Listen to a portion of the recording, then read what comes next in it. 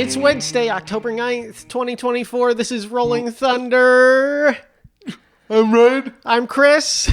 Good to see ya. It's good to see you too. Yeah. Oh. Starting hot, which everyone misses because of Yes. the way I edit this together. Like a genius. Yep. You really downplay my disability when I'm trying to play it up, buddy. Well, How are we supposed to get those Arts Canada tax breaks if I don't disable myself? that's true. All right, I'll play it up more often. Okay. Hey, you guys. Welcome to the show, Hey, everybody. episode 11. How you doing, Ryan? Pretty damn good. Yeah, how was your week? I'd like to say I had lots to do, but that's a lie because I didn't. Let's see, what did I do this week? I got offered a corporate, Okay. which is always, as comedians, Yeah. we love the money, but we hate the concept. Yeah, absolutely. And they want me to do 30 minutes clean. That'll be fun for you. Yeah, which anyone that's ever seen me knows I can last about 2.5 minutes before my Tourette's kicks in. What do you mean 2.5 minutes? Your opening line. It's, hey fuckers, what's going on? Yeah, that's... I know, but I'm just worried that I'm gonna start telling a joke and then my natural instinct will be like, oh fuck, I fucked that up, and then yeah. Yep. So, good times to be had. But Well, I mean, you can play with it a little bit. I mean, one of the things is kind of gauging while you're on stage. I mean, because there's some people who are just so likable that they'll be asked to do a corporate gig, asked to work clean. Like, I think one of my favorite comics, Paul Meyerhog, yeah, he would, and I've heard he's done it on corporates, but I can't actually speak to it completely because I wasn't there. But I know I've seen him at clubs where like it's a testy audience and he walks up on stage and the first thing he does is just go, so I'm finger blasting this girl. Finger blasting, like, no, hello, no, how you guys doing? No, thank you for the applause. Just ran into it, huh? But it's like, they're like, most comics can't get away with that. He's just No. so undeniably charming He is. that the second he walks on stage, you're like, oh, this guy's going to be fun and funny. Yeah. One of my favorite Paul moments is a lot of the comedians were asked that were Matt Dillon's friends to do a video tribute. Yeah. And his video tribute was the Matt Dillon rules on how to smoke weed in a hotel room and get away with it. And he had I think it was 10 steps that he went through. Yeah. It was just one of the funniest tributes I've ever seen in my life. Yeah. And it really made the emotional moment kind of lighthearted. It made everybody laugh between crying. So it gave some of us a chance to rehydrate, so we didn't dehydrate from crying in the celebration of life. But yeah, he's just a wonderful guy, and I love going on the road with him. The couple chances I've had, he's just fun to be around. So I'm just saying that like sometimes you can ride the line with those gigs and even kind of gauge the audience. yeah,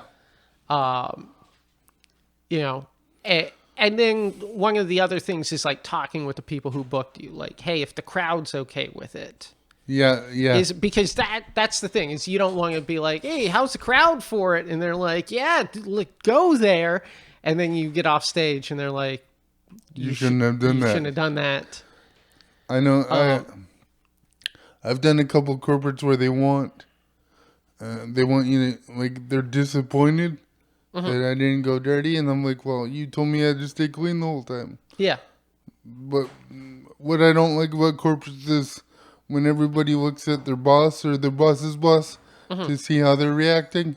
And if they were just at a comedy show normally, they'd laugh at some of this stuff, but they're afraid to What I mean, it's laugh in front of their boss about. it's typically like one of those instances where like the room's overly lit and like the crowd's not set up, they're at like big round tables and Yeah. all far apart. Like I've always said like the best comedy rooms are just dark little boxes. Yeah. And pussy too. The best two things are dark little boxes. And Now, this week, you're going to get us canceled that's off YouTube. that are all 18 plus. That's what I'm saying. They're all 18 plus. And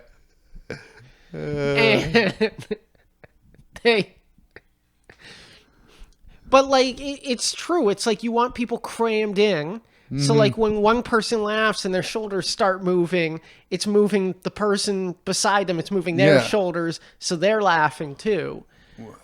Whereas like that's why like a properly run theater is good. I remember I was doing a theater. I was watching the person who was opening for me do crowd work, and whoever was working the thing just kept cranking this like the room lights up. Oh, really? And I was like, I had to get on the thing and be like, hey, please don't turn the house lights up too much. Yeah. Like, unless she asks for it, don't do that, because it changes the vibe of the room. Yeah, exactly. You want people to be able to feel safe. Yeah. Like they're in the dark and they can laugh at anything because no one can see them laughing. Yeah. Yeah. I mean, I've done some corporates that, I've worked with very nice people, but the setups were just so me wrong. too. I had one where the stage was ginormous because they had like a whole band on. To be fair, Chris, a regular size stage, it's big on you no matter what, my friend. God damn it, Ryan. The stage was literally like the floor size of this room, at least, if not large. Probably this room and the kitchen. Okay. Okay? Because they had like a whole band set up. And basically all the seating was just to the right and to the left of the stage. There was no seating straight forward. Yeah, I can outdo you on one. I did a Caribbean festival. It was a whiskey and cigar festival. Okay.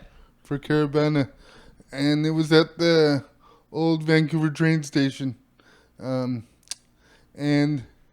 they put me in the middle of the floor, and everyone was in this giant, massive room, probably Yeah. the size of two of my apartments put together, and nobody was in front of me, and they put me over the PA. It's very similar to what they did for you in that Comox gig with your military, and I just Which was aside from that, it was a great gig. But yeah, I'm not trying to shoot it down or anything, but I'm just trying to paint the picture for you. And Sam Tonning and Harris Anderson were there, and I hear Sam yell, I'm pulling my I'm pulling my phone out and recording this because I've never seen Ryan LaChante's bomb before. And yeah, and they proceeded to heckle me and watch me bomb. It was the most awkward half an hour I've ever had in my life. Harris and Sam together are like the best and the worst. Yes. By the way, I love those two guys. They're both great comics. You should look them up. Literally one time after a show, we went out to grab like a bite to eat, and we're leaving, And both Sam and Harris are like, hey, could you give me, like, I had a car at the time. Yeah. And they're like, hey, could we get a ride home? And I was like, yeah, I'll give you a ride home. Like, that's not a problem at all.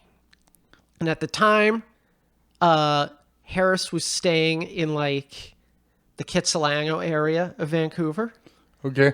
And Sam was, like, downtown West End area, right? And who was we were at, like, the Mount Pleasant, kind of like Main Broadway. All right. Right? And I was living out in Richmond. So we're walking out to the car. And Sam's like, so, all right. I go, where? I go, Sam, you're, like, down West End. He goes, yeah, I'm down West End. I go, Harris, like, where are you? And Harris is like, oh, I'm actually going to, like, Kitsilano. I go, okay. So I'll drop Sam off first, and then Harris.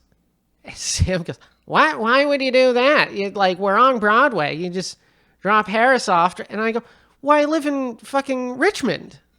Yeah. So if I drop you off first, I could cross the Burrard Street Bridge, hit him on the way home. Like, he's like, no, that's crazy. Why? No, you drop him off first.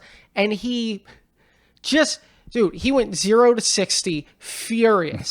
That's fucking bullshit. Like, no, you drop him off first, then me. I go, it makes no sense. No, it makes perfect sense. You just drive down Broadway, and then you drop me off, and then you head home. And I go, I'm not driving downtown second. It makes no sense. Sam, I don't live downtown. I live in Richmond, you fucking prick.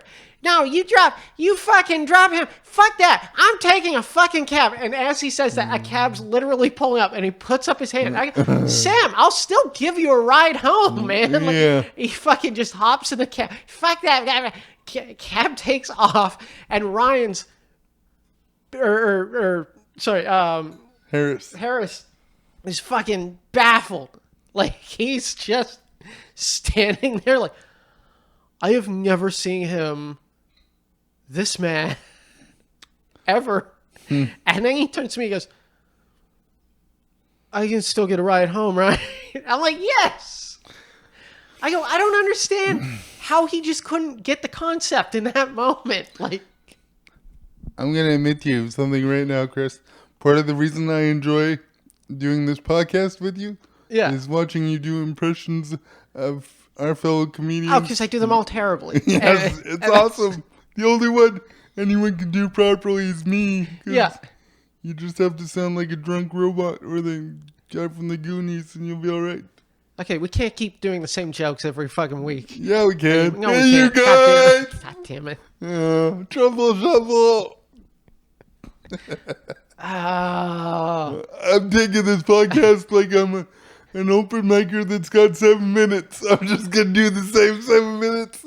For the Listen, that's your act anyways. So, boom. I had a week of trying new burgers at fast food joints. How was that? So, I tried. I went to. I basically had a week of just being like Cardi B, wet ass pussy. I don't cook, I don't clean. That was me this week. Is like, I'm too lazy. I don't want to do that. Fuck it. I'll eat out. So I went to A&W. Did you get a kid's meal? Yes. I have before. Not this time. No. So they had a A&W Cross Ruffles Teen Burger Crunch. Okay. That's what it was called. And I was like, Teen Burgers, arguably one of the best fast food burgers that you can get here in Canada. Well, they're pretty consistent. It's not the fact that it's literally the Teen Burger is the burger your mom makes you as a teen. That's true. You know what I mean? It's literally it's the burger. It's fucking, the burger sauce, which just for the most part tastes like ketchup, mustard, and mayo. Yeah. I think it's a bunch of different things, but it's like the burger sauce and then just like lettuce, tomato. Like it's simple. It's literally like she goes to put on cheese and your dad looks over and he goes, don't put American cheese on that. I bought the cheddar cheese slices for this very thing. You put that on the burger. Yeah. And then as your mom turns around, he's like, put some fucking bacon on this. Trust me, you'll like it. That's what a team burger is. Mm-hmm. It's a basic bitch of a burger, and it's great. Yes. I figured they're just if I was the people at A&W, I figured the marketer was like, here's what we're gonna do. Okay, we're gonna contact Ruffles. Mm-hmm. We'll do a marketing thing. They'll pay us money to put their chips on our burger. We'll just put some regular chips on a team burger, and we'll upcharge it by $2. And I imagine everyone on the board was giving him a high five, and he was cut a big bonus check, and then he's in Cabo fucking his wife in the ass. You know what I mean? Like, that's what I thought that's what it should have been. Mm-hmm. No. This burger, I don't know what Frankenstein fucking burger this was, because that's what I was expecting. I was expecting just put some chips on a fucking regular team burger. Lots of people do that in the first place. Like, half the time, because I need to get fed by my caregivers or my family or friends, they just put my french fries on the burger so we can speed shit up. Yeah. And so, I loved on the commercials how they're like, making it seem like they were the first people that ever thought about putting chips on a burger before. I put chips in a hot dog all the time. Like, that's a move that I do. Yeah. Sometimes if I'm feeling a bit froggy at like McDonald's, I'll put the hash brown in the breakfast sandwich. I just got diarrhea with you mentioning the word McDonald's right now. I don't do McDonald's all that often. No. Their coffee is what I'd have more than anything. Their coffee is Old Tim Hortons coffee. No, it's not Old Tim Hortons coffee. Everyone fucking says that. It's not. They're buying from a manufacturer, but it's not the same thing. All right. I don't care. I don't drink coffee. Okay. I know you don't drink coffee. I drink coffie. I like coffee. I know you do. You're a little jitterbug. Huh? Yeah, that's right. That's what we're naming this episode, by the way. Jitterbug? The little jitterbug. The little jitterbug? All right. I'll have to remember that. I'll remind you. Yeah, good. I'm writing this down. Okay. The little... Sorry, no, I'm that's getting funny. off topic here. So, this sandwich was like... First of all, they put sour... Wait, was it the cheese and sour cream? Oh, cheddar and sour cream Ruffles, which are disgusting chips. Yes. Anyways, they've got this weird taste to them. Yeah. Those are the chips that they chose for this. Okay. Yeah. And then, it's not the burger sauce. It's like a garlic and jalapeno aioli sauce. It literally ruins the flavor of what makes a team burger taste like a team burger. Yeah. And it's like, those two flavors overpower the bacon, which I don't even know how the fuck you overpower bacon. That's a difficult task. That is a difficult task. It's true. That burger stinks. I always wondered to myself, because it's always been the same guy in the NW commercials for years, right? And I just think to myself, like, what is he actually like in real life? Dead. You know? That's what he is. He's dead. He's dead because of all the NW that he is eating. Is it? Oh, no. Sorry. I was thinking of the Wendy's guy. Dave. Dave Thomas? Yeah. Is it Dave Thomas? Yeah. Is that his? Okay. But no, I know who you're talking about from the fucking A&W guy. he seems like someone I wouldn't enjoy. I'll be honest. No. He seems like he's being pretentious a little bit. Yeah. Yeah, Yeah. that's exactly how he seems. But I don't know. I can't speak to that. I heard the guy who was like, He down talks Ronald McDonald.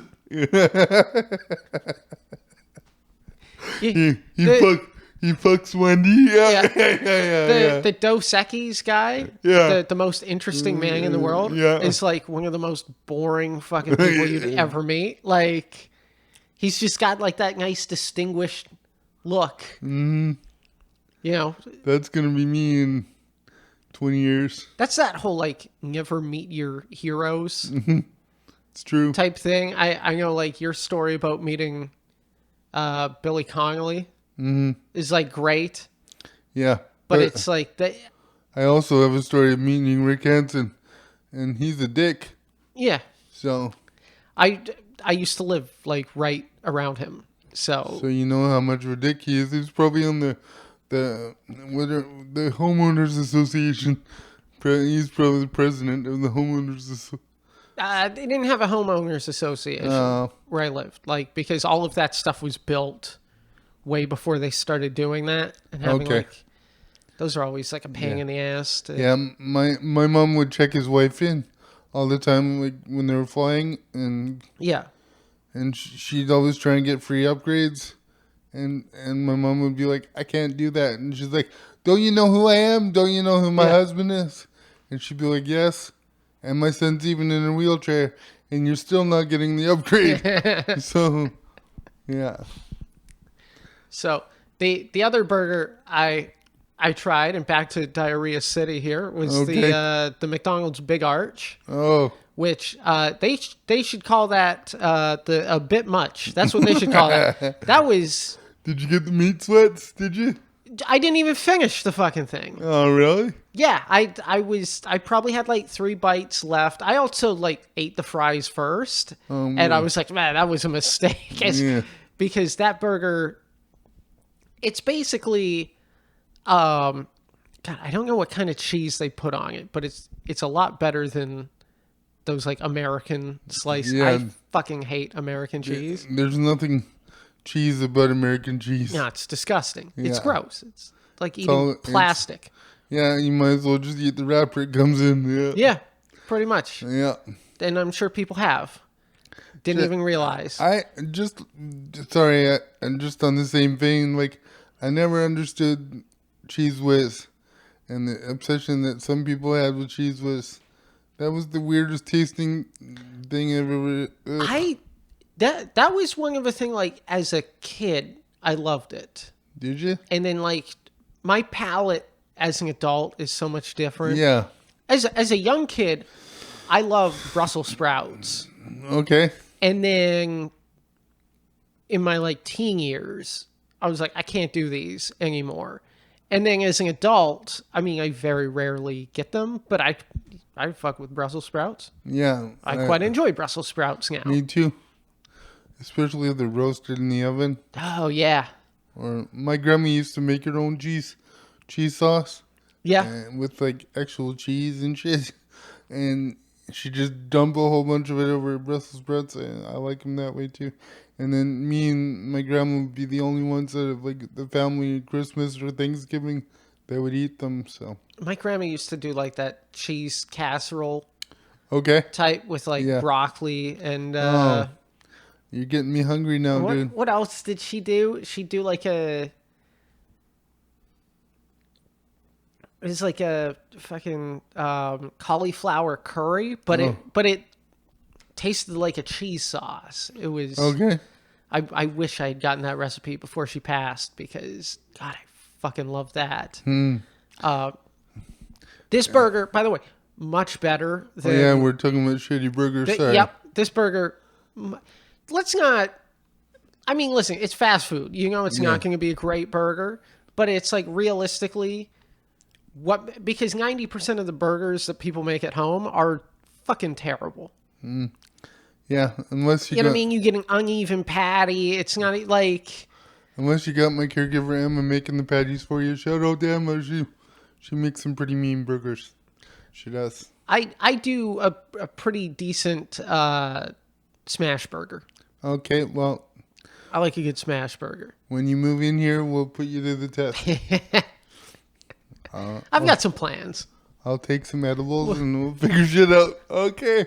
Woo. By the way, you're probably wondering, people in YouTube land, why I'm wearing a hood. It's just my homage to Will Ospreay. That's all it is.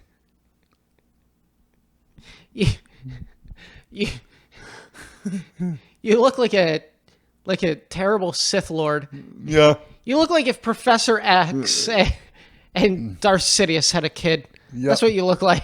I look like if Professor X and Dark Helmet had a kid. That's me. It's a good poll. Thank you. I haven't seen fucking Spaceballs in a long time. It's on Prime Video. Yeah. Andy and I watched it the other day. It was great. You know what I just watched for the first time was Death Becomes Her. Oh, yeah. Which, that movie is so fucking funny. That's it's like Goldie Hawn and stuff, right? Yes. Yeah. Meryl Streep, Goldie Hawn, Bruce Willis. It's from 92. It's literally, I'm watching I was with my lady. We're trying to find something to watch. Right? Yeah. And we were watching a like a hospital drama. And it got to the season where it was like COVID-19 and she's immediately like, I'm out. I can't. Nope. Was it Grey's Anatomy? No, it wasn't. But Oh, that happened come on, when she was buddy. watching Grey's Anatomy as well. Yeah, you're a Grey's Anatomy fan, I can tell. No, I'm not. I'm Yeah, really you not. are. No. You're on the blogs, you got your own fan fiction that you write. I get it. I can tell you the shows that I like, and it's Chicago Fire. I fuck with Chicago Fire. Okay. And that show's not, I mean, Kelly Severide, you know what I mean? Yeah. He's a handsome dude. Yeah. Like, it's got the guy, I mean, I think he's fully out of it now, but the guy who played Dr. Chase in House, Oh, yeah. the Australian dude, is in, Yeah. like, the first however many seasons of Chicago Fire. Yeah. Like, that show I enjoy. That's a show where 50-50 shot, someone has, like, this gory injury that literally once it's shown on screen, you're going like, what the fuck? Like, Yeah. 50-50 shot. Guaranteed. Do you watch any of the other Chicagos? Chicago PD or Chicago Med? If they cross over. Okay. Like, I've watched some Chicago PD here and there because I like the main character in Chicago PD, like the guy who runs the crew. Yeah. He was the villain in like the first season of Chicago Fire. Oh, that's right. And then he was like turned to be like an informant. Yeah, that's like a straight up wrestling move right And there. and it got him to be like the good guy I on forgot the about Chicago that. PD show. I used to watch all three of them, but I'd watch Chicago Med just for Yaya DaCosta. Oh, see, I don't watch Chicago Med regularly, but I'd watch that just for fucking Oliver Platt because Yeah, I fucking love Oliver 'cause you Platt. like chubby dudes. Yeah, I Dude. get it. Why do you think I hang out with you? Yeah. I I'm spilt, man. I'm spilt like a gazelle. Oliver Platt is great. I love him in the movie Chef. Like, Yeah. he's got such a small role in the movie Chef, but he's That so fucking movie's good. so at it. great. I like the movie Chef. I like when he's in the restaurant the second time where you finally see his face and you're like, Yeah. oh shit, it's Oliver Platt. And then like his like, isn't this the same menu that I was served last time? Yeah. I believe it is. Like him laughing as each dish is showing up. Yep. It's so fucking good. He's so good. He was even in that shitty, like, he's my favorite thing about that shitty WCW movie from the 90s. 90s? No, early 2000s. Oh, I didn't Ready even... to Rumble. I haven't seen that in so long, man. It's I wonder if we can find it somewhere so I can indulge my need for shitty wrestling movies like why do I feel like I might have that on DVD No somewhere? Holds Barred. with Hulk Hogan and Zeus, was it? Yep, that's right. Yeah. That's right. And then there's Tiny Lister. And then there's the classic Mr. or the Nanny, when Hulk Hogan played a nanny. Oh my God, that movie's so terrible. I know. We should review wrestling movies. That's what we should do on this podcast. Movies with wrestlers in it. Yes. That could be a fun segment. We can watch a whole bunch of John Cena comedies or Baptista movies. What was the one that I watched? Because my buddy suggested. I have friends who will suggest movies that I have very quickly learned. I got to take this with a giant grain of salt because you don't know what the fuck you're talking about. That's most people. And like even like my lady, and I don't want to talk shit about my lady because she's a wonderful human being. I love her, and she actually watches the podcast. Or does she? I don't even know. I don't even think she does. But just in case she does, I'm just emphasizing that she's a great person. I know. She will readily admit she's the type of person that can watch a movie that's not great and have a good time, and to her that's what matters. Yeah. And there are plenty of movies that I will watch. I will turn the Fast and Furious movies. Mm-hmm. I will turn off my brain. I will enjoy them. Yeah, you just gotta enjoy it for what it is. There's no part of me like there's a small part of me that's constantly like, well, that's just, I mean, the laws of physics. That doesn't even make sense at all. But I can turn my brain off and exit that and not even question, was that a good movie? Just, did I have a good time? Yeah. But I have to fight myself to do that because there are plenty of movies that her and I have watched, and at the end she goes, "Oh, this was really good," and I go, "No, this was not good." She's like, "Did you not enjoy it?" "Oh, I did enjoy it, so it was good then." No, how do you not understand this concept? Well, what's funny about some movies is you watch the trailer and you're like, oh, that's going to be a great movie. And then everything good was in the trailer and the movie sucks. You know what I hate about movies now? And it's that a good number of them just show the entire movie in the trailer. Yeah, Andy and I were talking about that the other day. How you basically can just watch an entire movie in 2.5 minutes or whatever. I did a bit about this. I never recorded the bit, so I'm kind of burning it right now. Well, but there's don't burn the bit. No, because it doesn't matter. I might still do it. I might still tape it on something because it could kind of fit in, but it was kind of a weaker part of the piece. Was about this specific topic, and I'm trying to remember the name of the movie. It was like called Big Trouble or like something like that. A Big Miracle, something like that. And it's a movie about this story about these whales that were like trapped under the ice, like in the Alaskan Sea. Okay. And it was like it was a Cold War thing where like both Russia and the States were like competing to see who could free these whales. Who can put lasers on the whales? Pretty much. Use them for military purposes? I think that's Dr. Evil. I think that's Austin Powers. Freaking laser beams on some freaking sharks? Yeah. This is what I like about you doing impressions is you think mine are bad. Oh, I know mine are bad because all mine sound like Stephen Hawking doing stand-up. That's all they.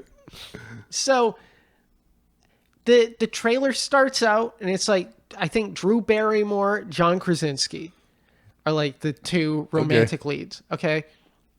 And it's basically like the trailer shows they've moved to Alaska. The trailer shows she discovers there's whales trapped. Okay. The trailer's like, she's like, I want to like swim with these whales and we got to save these whales. And he's so emasculated. He's like, whatever you say, babe. Like, just, and then of course they show the governments get involved and then they show that the governments kind of start working together, and then they show her swimming with the whale at the end of it. And I'm like, that was the whole fucking movie. Like literally, that I think my punchline was my girlfriend turned to me and went, "We should see that movie." And I go, "I think we just did." Because that's what a lot of trailers are nowadays, is they show the entire We'll watch a trailer for something, trying to find something to watch, and she'll go, "Stop the trailer right now. They're showing too much of this movie." Yeah. Like, I purposely don't watch trailers on now because of that reason. yeah. I don't. If I want to see something, I'll just watch it. And So, if I don't like it, I just turn it off and find something else.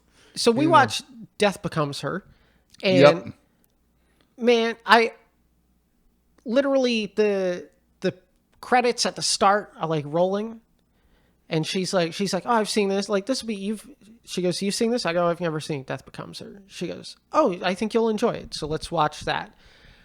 And it's like a couple minutes in, and I see Zemeckis as the director, and I go, "Zemeckis?" And she goes, "I fucking knew you do," because I do that. Like, I'm the person who's like, "Hey, we should watch this movie." Well, why? Well, because the director who made that movie made this movie, and she's just like, "I don't like." I'm like that with Guy Pearce movies. She's like, "You always Or know not Guy directors." Pearce, Guy Ritchie. Sorry, I love Guy Ritchie movies. I totally get why people love Guy Ritchie stuff. It's not totally for me.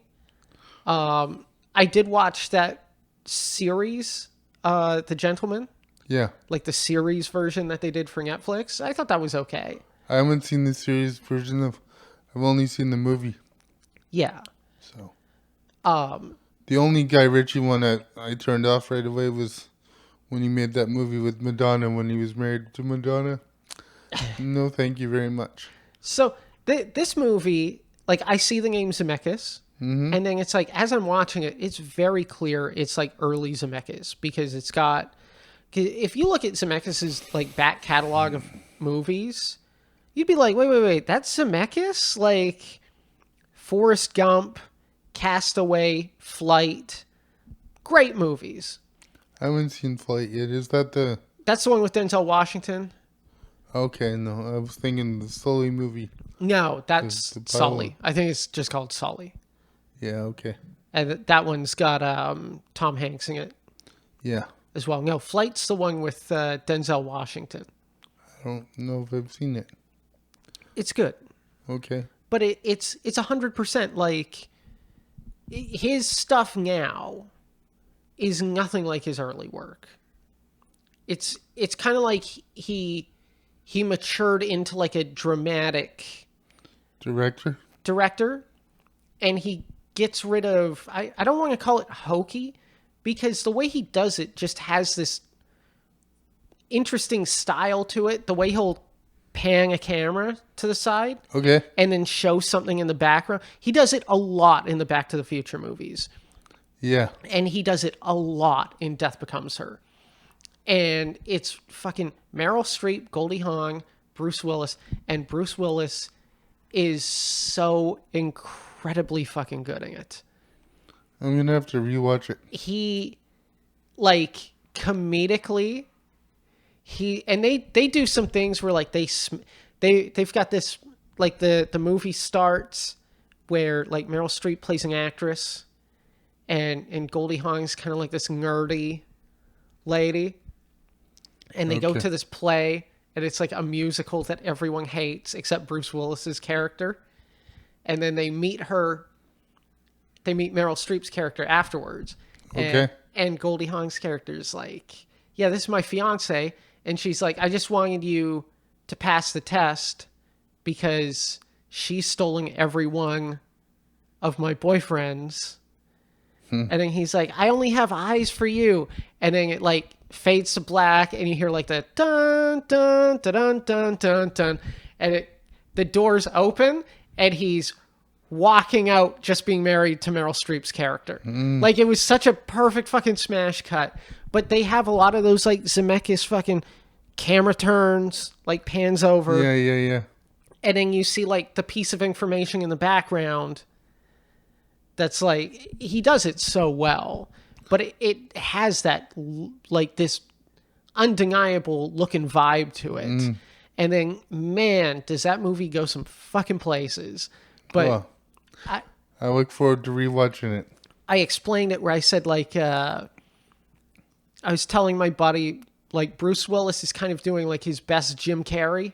In it. Like, he's very kind of over the top with his comedy, but it's also so fucking funny. There's a moment where he does a double take, and the way he does a double take, it makes me laugh every time.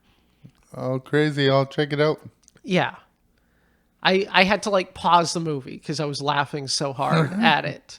Like, I was just like, God, that's... It's a very, very early Zemeckis. Like, you can tell. He did a lot of that stuff in, like, Who Frames Roger Rabbit as well. Yeah, that's a great movie. I fucking love that movie. It's so good. I was out somewhere, and I think it was in a restaurant, and I was overhearing somebody's conversation saying that you should remake Roger Rabbit, and I'm like, no, they shouldn't. They should just leave Please don't. Just leave it the way it is. Yeah. Yeah. Oh, speaking of movies that you recommended, I watched Civil War over the week. Yeah. Yeah, it was pretty good, but the end is predictable. Well, I mean, of course. Yeah, but it was good. They didn't hide their foreshadowing. No. In it at all. It was very apparent. Like, the way that they frame the conversation that leads to that payoff, it was very apparent, like, oh, I know exactly what's going to happen here. Yeah. I think it's not whether or not you see it coming, it's whether or not it's done in a very... It makes sense for the movie. Yeah, whether or not it's executed in a good way or not. Like, this is the thing... This is like one of the wrestling conversations that I've had with people a lot. And I mean, especially 4 or 5 years ago, talking about the difference between like AEW and WWE storytelling. Because when Vince was at the helm, he was changing things every day. And like, that's kind of AEW's problem right now is... Because the way that Tony Khan would book originally, it was predictable. Yeah. And you'd just be like, oh, I see where this story's going. And then it would be executed well enough that you'd go, of course, that's what happened. That's great. I like this. Mm-hmm. And the execution was good, but because people would like predict what would happen, he started not telling anyone what they're going to do at the shows. No one would have any idea. Half the people would just show up and then sit in catering.